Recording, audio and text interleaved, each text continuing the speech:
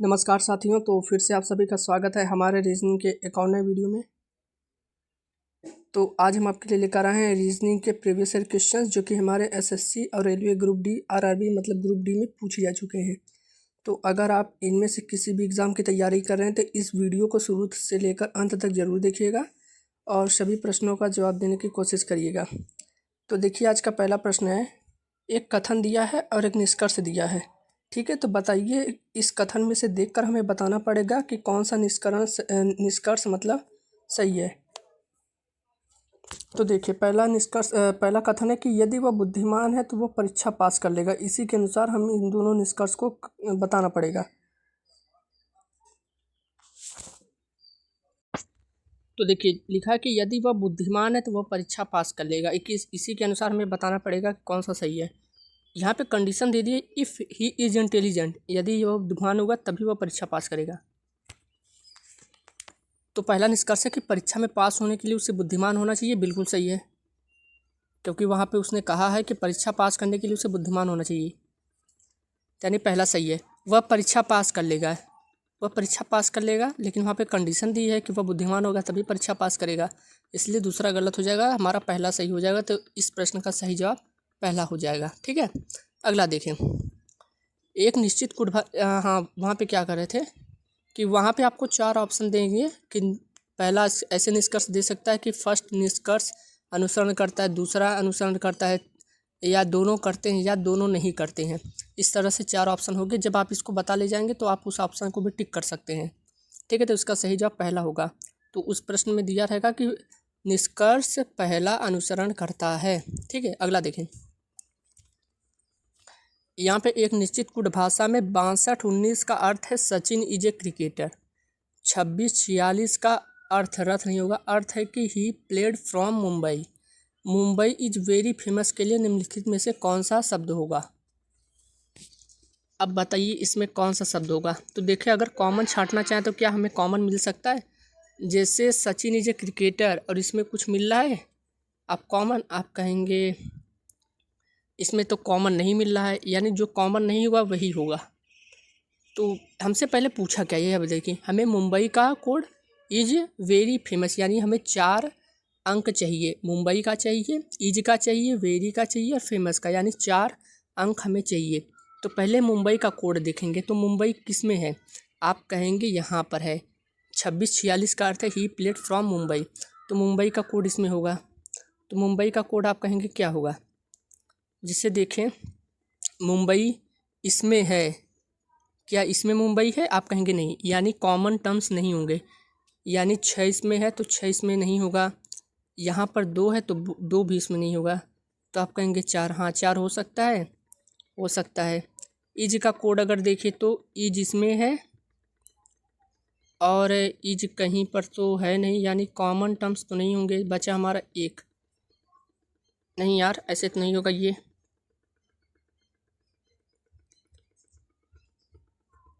यहाँ पर अगर देखें 62-19, यानी इसका अर्थ है ही प्लेड। अच्छा, ऐसे लगता है कोड इसका किया गया होगा। जैसे देखिए, सबसे पहला लेटर जो है सचिन का 6 है, इज का 2 है, ए का ए है, 1 है मतलब, और क्रिकेटर का 9 है। ऐसी तरह से कोड देखिए किया गया होगा तो क्या आ जाएगा। जैसे ही का देखिए यहाँ पे 2 है, 6 का प्लेड है, 4 का फ्रॉम है और 6 का मुंबई है। इस तरह से हो सकता है कोड दिया हो, देख लेते हैं। अच्छा, मुंबई का कोड क्या होगा। मुंबई का सबसे पहला, तो यहाँ पे मुंबई का दिया था, क्या आप कहेंगे 6 दिया था लास्ट में, आप कहेंगे मुंबई का जो यहाँ पे कोड है 6 है। ठीक है, 6 तो शुरू है, 2 भी हो सकता है, लेकिन देख लेते हैं। ईज का कोड यहाँ पर दिया है, ईज का यानी 2 है, 2 है यहाँ पर। और वेरी का कोड यहाँ पर देखिए तो वेरी तो कहीं पर है ही नहीं। फेमस नहीं,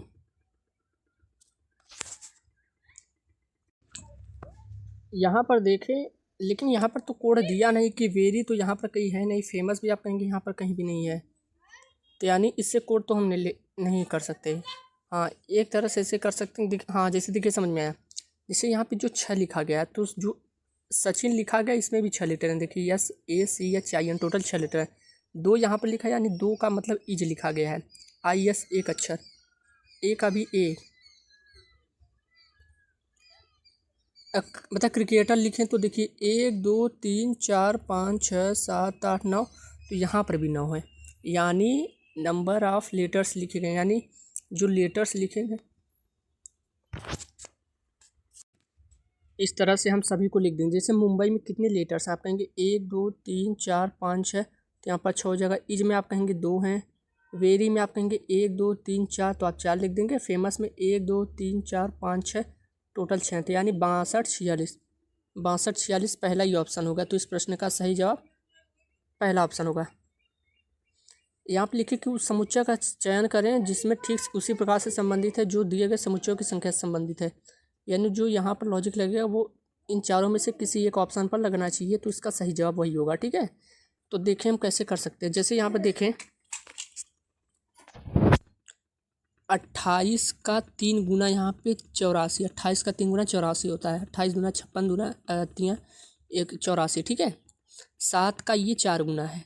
इतना तो समझ में आ गया कि ये जो 28 का 3 गुना लिखा गया है और 7 का 4 गुना 28 लिखा गया है। यहाँ पर देखें तो आप कहेंगे हाँ बिल्कुल 3 8 24, 3 चौक 12 14, सही है। 3 गुना और ये आप कहेंगे 4 गुना, तो ऐसा ऑप्शन होगा जो 3 गुना 4 गुना होगा। आप कहेंगे क्या 60 का ये 3 गुना है, आप कहेंगे नहीं, 60 का 3 गुना 180 होता है, लेकिन यहाँ पे 160 है, तो पहला तो ऑप्शन पहले सही से ख़त्म। 60 का आप कहेंगे 3 गुना है, बिल्कुल है, यहाँ पर 3 गुना है। और देखिए 15 का भी 4 गुना है, यानी ये वाला ऑप्शन सही जवाब हो जाएगा, ऑप्शन नंबर बी। और कोई ऑप्शन तो नहीं लग रहा है। देखिए ये इसका 3 गुना है, लेकिन यह इसका तो 6 गुना है, नहीं होगा। ये इसका नहीं होगा, ये गुना ही नहीं है, ये नहीं होगा। ठीक, यानी इस प्रश्न का सही जवाब बी वाला ऑप्शन होगा। क्यों? क्योंकि देखिए ये यहाँ पर 3 गुना था, ये यहाँ पर 4 गुना था। ऑप्शन नंबर बी में देखें तो इसका 3 गुना था, 15 का 4 गुना 60 था, तो 15 चौका 60, यानी ऑप्शन नंबर 20 प्रश्न का सही जवाब होगा। अगला प्रश्न देखिए, अगला प्रश्न क्या कह रहा है। जो 78 का संबंध है वो 30 से है, 67 का संबंध 26 से है, 54 का संबंध क्या होगा? आप इसको बता ले जाएंगे कि नहीं, बताइए। मैं आपको बता दे रहा हूँ, पहली बात, ना इसमें कुछ जोड़ा जाएगा ना इसमें कुछ घटाया जाएगा, ठीक है। अब बताइए आप इसका सही जवाब क्या होगा। काफ़ी बढ़िया क्वेश्चन ये है, इसका जवाब आप देखिए बता पाते हैं कि नहीं।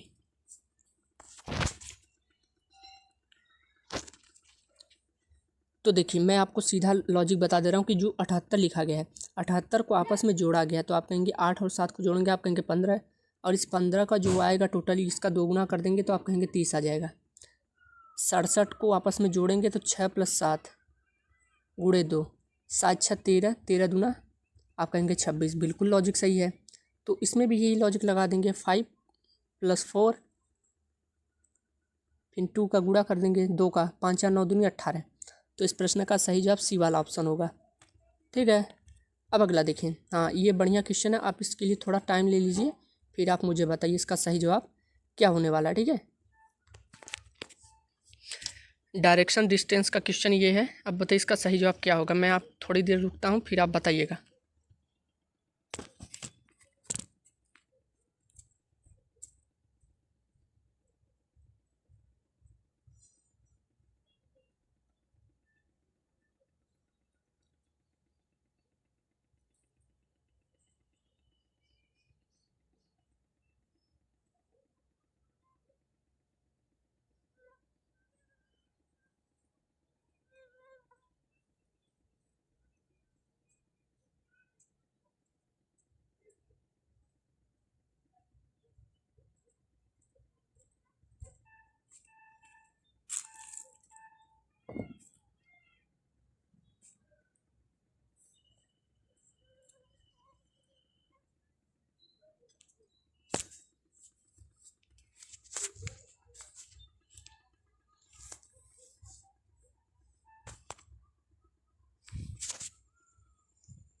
देखिए अब क्या होगा इसका सही जवाब।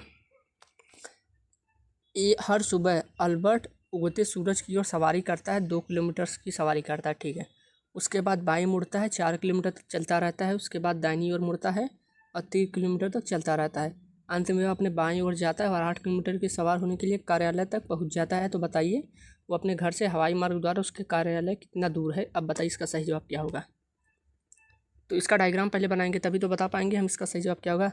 कह रहा है कि अल्बर्ट उगते सूरज की ओर, यानी वो पूरब दिशा की ओर जा रहा है। तो आप कहेंगे पूरब किस दिशा की ओर होता है? आप कहेंगे इधर ईस्ट वेस्ट, ऊपर नॉर्थ, हम नीचे साउथ हो जाएगा। ऐसे नहीं होता है।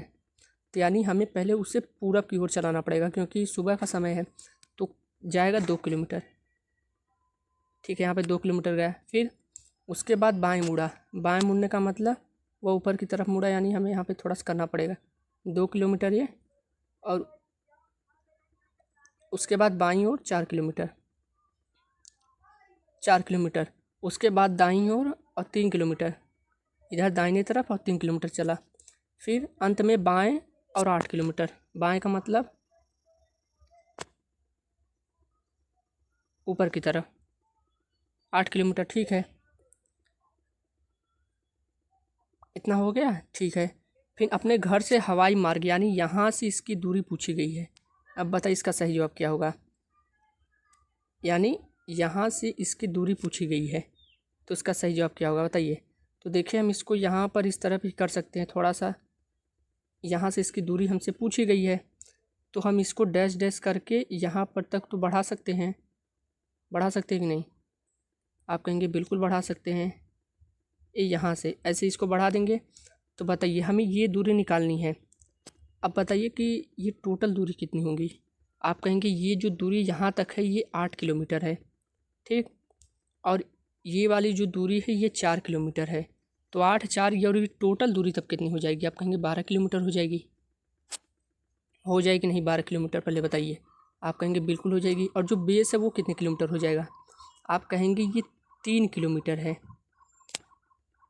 ठीक।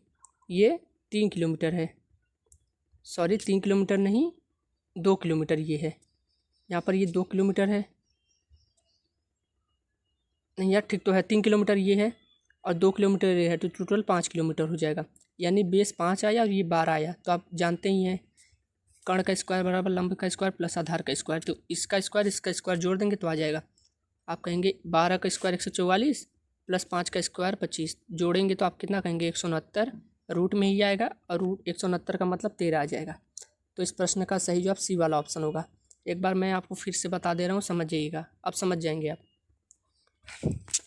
देखिए, वो पूरब दिशा की ओर चला और 2 किलोमीटर चला।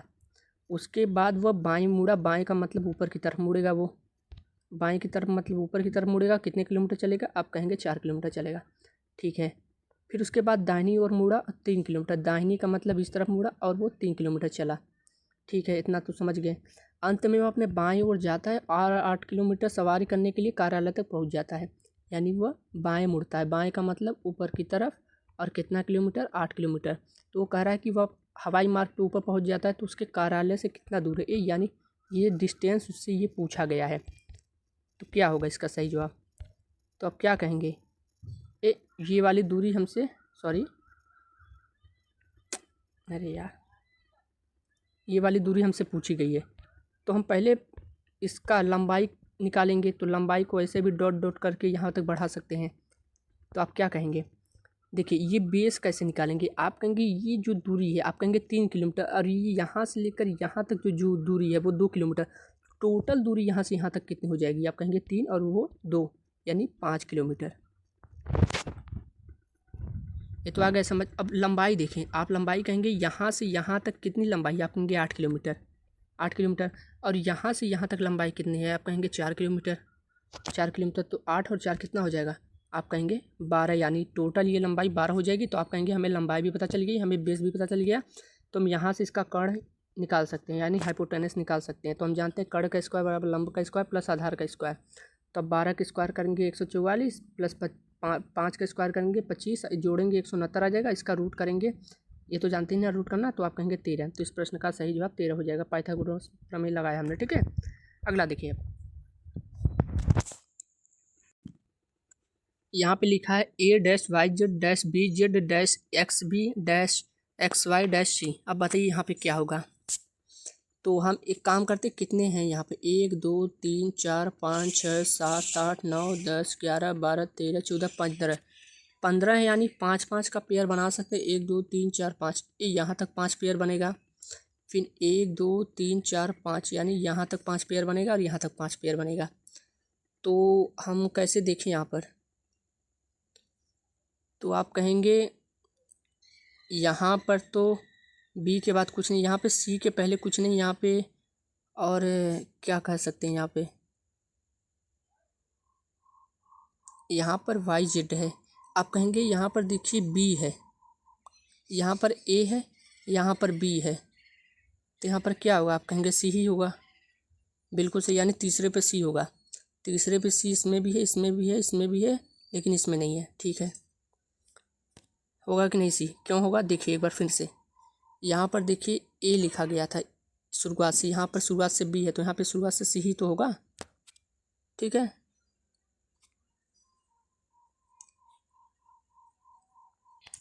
तो यहाँ पर सी हो जाएगा। फिर यहाँ पर जब हम सी लिख दिए तो बी सी एक्स वाई, तो यहाँ पर और क्या हो जाएगा, आप कहेंगे वाई जेड। अगर यहाँ पे एक्स लिख दें, एक्स वाई जेड, फिर यहाँ पे जेड वाई एक्स और एक्स वाई जेड, इस तरह का बन रहा है पेयर, यानी लास्ट में जेड आएगा और तीसरे नंबर पे क्या आ जाएगा हमारा, तीसरे नंबर पे वाई आ जाएगा, मतलब इस तरह से तीसरे नंबर पे, और लास्ट में एक्स आ जाएगा। नहीं यार, A X Y Z, X होगा X Y Z A B, यहाँ पर ए होगा, माफ़ करिएगा। तो यहाँ पर क्या हो जाएगा, एक्स, यहाँ पर A X A Y, Y B C X Y Z, ऐसे होगा। X A Y C Z, X A Y कौन से ऑप्शन में, X A Y C Z option number C में दिया है। ठीक है, यहाँ पर सी, यहाँ पर जेड, बिल्कुल सही है। यहाँ पर जो पेयर बन रहा था देखिए, एक्स वाई जेड का, जेड वाई एक्स का और एक्स वाई जेड का, ये यहाँ पर बन रहा था ना, तो बिल्कुल सही है।